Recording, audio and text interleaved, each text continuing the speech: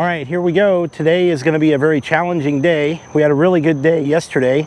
It was really hot, but we made it all work out and actually made some good passes. Nicole is in first and I'm in seventh. And the spread between that, I believe, is like 0.06 of a second from first to seventh in 13.0 at the moment. So today is extremely challenging for us though, because we have to make it over 300 miles pulling the trailer here. And we're going through places that the infrastructure for fast charging is not the best.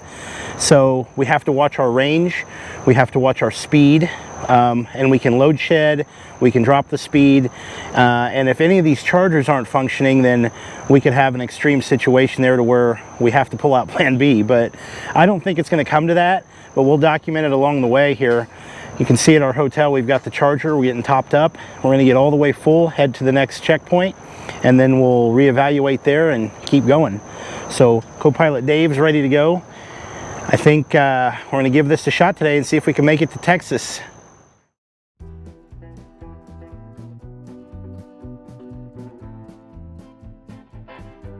All right, so we're starting our drive day here, headed down Route 66 in Tulsa. And as you do Rocky Mountain Race Week, you'll be given a route at the end of each day that you have to follow. And it's a turn-by-turn type thing. There's an instruction sheet you're given.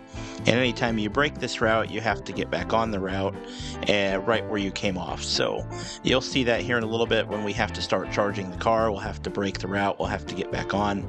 But this is just some of the things we saw along 66 just coming out of Tulsa towards Bristow that were interesting. You could just see the historic part of the buildings, the signage. It was all really cool. There was a lot of great photo opportunities along this route for you to see different things from just the past that were on this particular road. So very, very cool trip and first part of the route just to start off the day. It was really cool to see. Okay, coming into Bristow now. We're actually getting ready to do a charging stop, so we're going to break the route. You have to stay on a route on Rocky Mountain Race Week. And so wherever we come off this route to charge at is where we got to come back in at. So it's this right here, I believe, guys, right? Co-pilot. So we're going to go ahead and break route, go do our charging, and then we'll get back on, and then we keep going and see if we can keep on getting down the road. So let's go fill her up. Okay, we're getting ready for the hard leg of this trip. We're here in Bristow, and we're going to go ahead and charge up to 100%. Then we're going to go down the road to Okemah. We're going to charge up to 100%.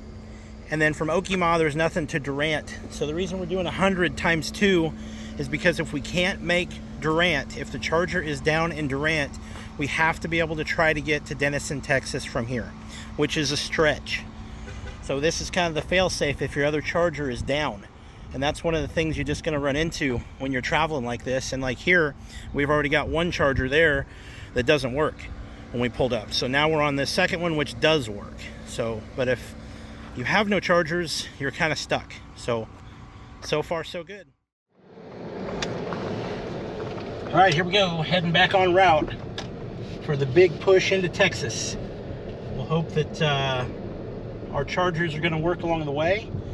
If not, we should be able to make it on the charge we just picked up here, but it's going to be a stretch. So it's all about conserving until we get there. So we'll see how far we make it. We're going east, Dave? Yeah. Okay. So we're going to break route here to charge. We got to go to Okemah. That's how the local, I believe, told me. We're going to go about 8 or 9 miles to Okemah on Interstate 40. Is that right, guys? Yeah. And then we're going to come back down 40 when we get back on right here. So we get up here and here we go. We'll go charge her up a little. Well, we're looking good. We're just about to Durant here, about 30 miles out. But range is looking good.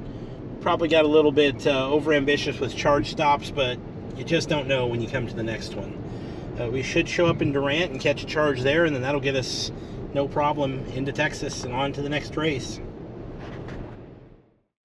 We got our first failed charge at these chargers here.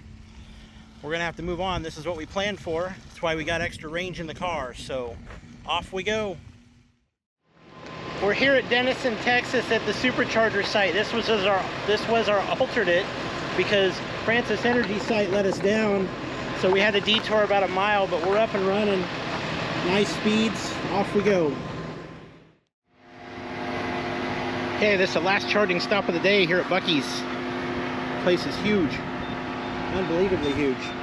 So here at Tesla, and we are charged up and ready to head to the finish line.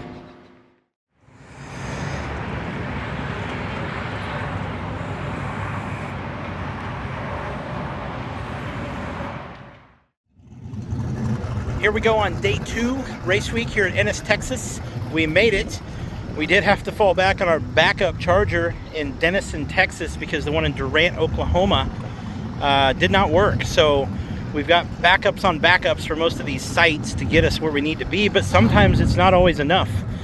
So today we're gonna see if Nicole can hold on to her first place lead, driving this thing down the 1320. Got the obligatory Buc-ee's merchandise, so should be good to go.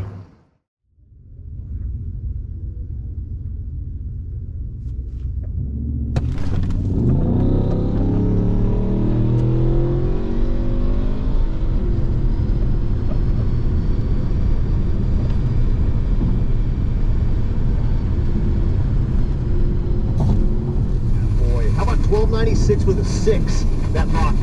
That was Alan Ledesma. Little much. What he's going to do is hop the thing around. Little much, boys. We're gonna go again. And here is Nicole Ledesma. Nicole, your leader in the 13.0 category.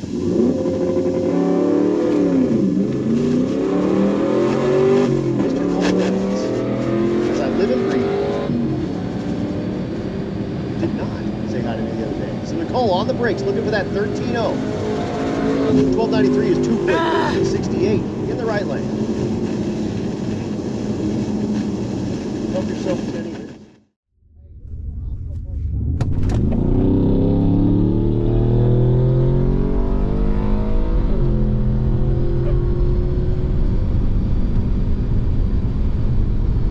Get into 13 flat. 1315 at 79 miles an hour and 1318 in the right lane. Now what he'll do is he'll pull it back around because his wife Nicole will get back in it.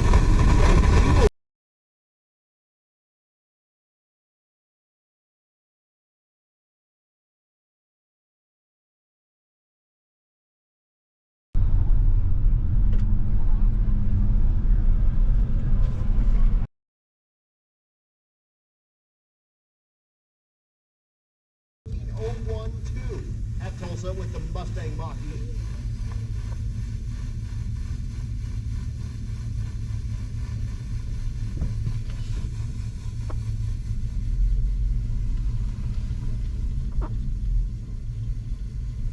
So the EV will pull up into the beam.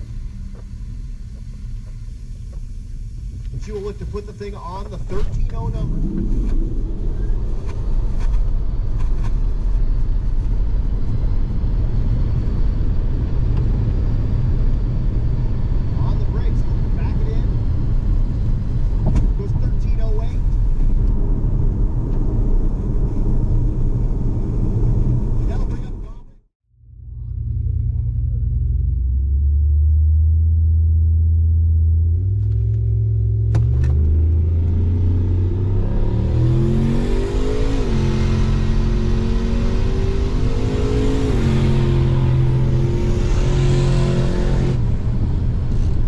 Try to get it on the 13.0. He does it. 01 with a 5.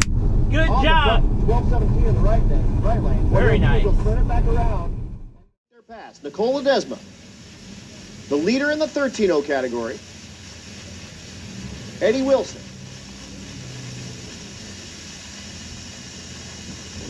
Oh, we're not even going to do a pair. So Nicole Ledesma is going to go ahead and go. The right lane apparently has some issues with it. So Eddie's going to go on the left lane. So here goes Nicole. Looking for that 13 flat with that Mach-E. 1297, 2. God damn it. And that'll bring up our last car. Eddie Wilson, your leader. Well, that's racing. Sometimes you just have to go with it. As you can see there, a little frustration that very last pass of the night. We only had 3 passes the entire day. We were there from beginning to end. It's just how it goes sometimes with car count. And Nicole just wasn't quite able to set it on the number as I was able to on the one pass. And I really just got lucky. It's all about just that lift point. It's just a little bit of skill and knowing the vehicle. So off to the next track, and can't wait to show you some of the struggles and hilarity that ensued in the pits after she took the lead from me. So we'll get that cut up and put up at some point. Thanks for watching.